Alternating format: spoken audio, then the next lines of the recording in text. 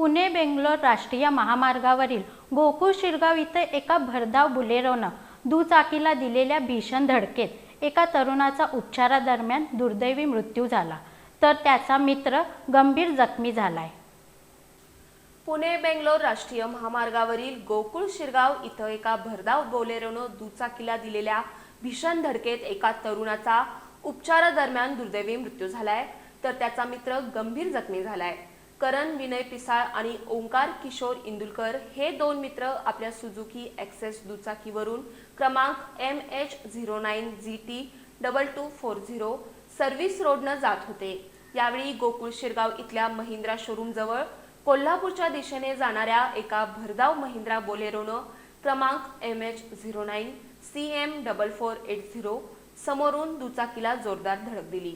ही धडक इतकी भीषण होती की दुचाकीचा अक्षरशः चक्काचूर झालाय।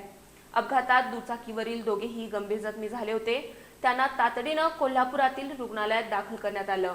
मात्र ओंकार किशोर इंदुलकर राहणार कनेरी याची प्रकृती खालावत गेली आणि उपचारादरम्यान त्याचा मृत्यू झालाय।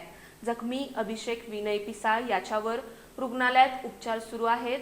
अपघात झाल्यानंतर बोलेरो चालक प्रकाश बाबूराव बोटे राहणार दिंडनेरली हा मदतीसाठी न थांबता गाडीसह घटनास्थळावरून पळून गेला होता।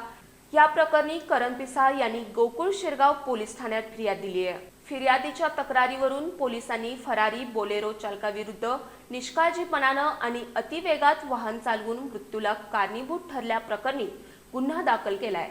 गोकुळ शिरगाव पोलीस या प्रकरणाचा अधिक तपास करत आहेत। या घटनेमुळे कनेरी आणि प्रतिभानगर परिसरात शोककळा पसरली आहे।